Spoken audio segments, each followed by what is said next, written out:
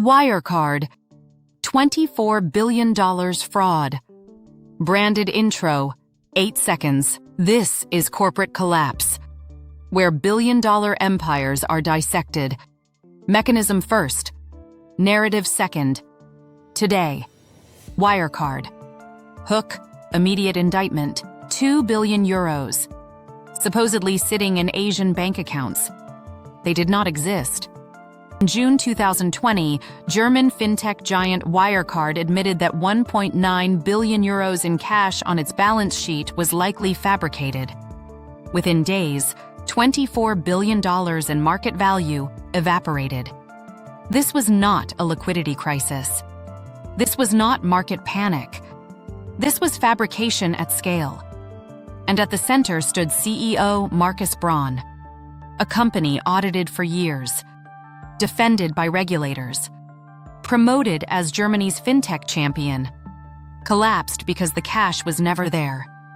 This is the anatomy of a $24 billion fraud. Act 1. The rise of a national champion. Wirecard began as a payment processor for high-risk online merchants. Over time, it rebranded itself as a global fintech innovator. Digital payments were booming. Europe wanted its own technology success story. Germany wanted a Silicon Valley equivalent. Wirecard became that story. Revenue surged. Margins appeared strong. International expansion accelerated. In 2018, Wirecard replaced Commerzbank in the DAX index. Symbolism matters. It was no longer an outsider. It was a flagship. Markus Braun cultivated the image carefully. Black turtleneck, visionary tone, aggressive growth narrative. Investors believed they were witnessing Europe's answer to PayPal. The valuation climbed past $24 billion. Confidence followed valuation. Valuation followed narrative. And narrative silenced doubt. Act 2. Where the fraud lived. Wirecard's growth depended heavily on third-party acquiring partners. In regions where Wirecard lacked licenses, outside partners supposedly processed payments. Those partners reported revenue. Wirecard consolidated it.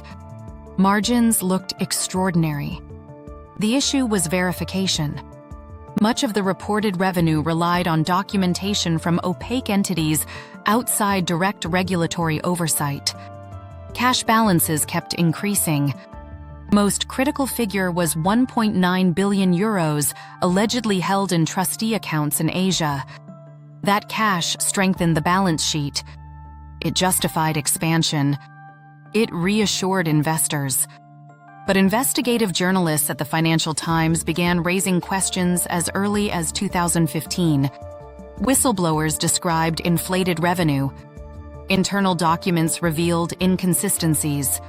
Regional subsidiaries appeared disconnected from reported performance. Instead of triggering alarm, critics were attacked. Short sellers were investigated. Journalists faced scrutiny. Wirecard remained protected. The illusion held. Institutional failure, safeguards collapse. Ernst & Young audited Wirecard for years. Despite repeated allegations, financial statements continued receiving approval. BaFin, Germany's financial regulator, defended the company. In 2019, BaFin temporarily banned short selling of Wirecard shares. This was extraordinary. A regulator defending a company from its critics. National pride became entangled with corporate narrative. Wirecard was seen as a symbol of German technological relevance. Questioning it felt unpatriotic. Governance weakened. Skepticism softened. Narrative replaced verification. The fraud deepened. Act 3. The psychology of escalation. Fraud rarely begins at full scale. It begins with smoothing, aggressive revenue recognition, optimistic assumptions, temporary adjustments. Public markets reward momentum. Compensation ties to valuation. Valuation ties to growth. Growth ties to narrative. Once inflated revenue is embedded, removing it reveals prior distortion. So the distortion compounds. Year after year, reported profits and cash balances expanded. The structure became dependent on fiction, and fiction requires maintenance. The higher the valuation, the more dangerous the truth becomes. At some point, fraud becomes self-preservation. Collapse, illusion, meets audit. In June 2020, auditors demanded direct confirmation of the 1.9 billion euros. Not scanned letters, not third-party documents, direct bank confirmation. Philippine banks denied holding the funds. Trustee confirmations were fabricated. The cash did not exist. Auditors refused to sign the accounts. The backbone of the balance sheet vanished overnight. Wirecard's stock collapsed. Markus Braun resigned and was arrested. The company filed for insolvency within days. $24 billion in market value erased. Not due to market panic, due to absence. There was nothing there. Aftermath. Systemic shock. Wirecard became the first DAX member ever to enter insolvency. Executives faced criminal charges. Regulators faced scrutiny. Auditors faced lawsuits. The collapse exposed weaknesses in regulatory oversight. It revealed how narrative, national pride, and growth obsession can override verification. This was not only corporate failure, it was institutional failure. Psychology of the collapse, elevated tension. Why did this persist for years? Incentives. Executives were rewarded for growth, not skepticism. Auditors relied on documentation instead of direct verification. Regulators defended reputation over independent scrutiny. Cognitive bias reinforced belief. Success creates confirmation. Valuation validates narrative.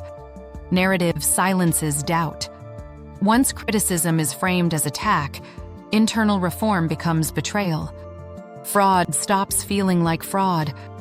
By the time verification finally occurs, the numbers are too large to reconcile quietly. Collapse becomes instantaneous.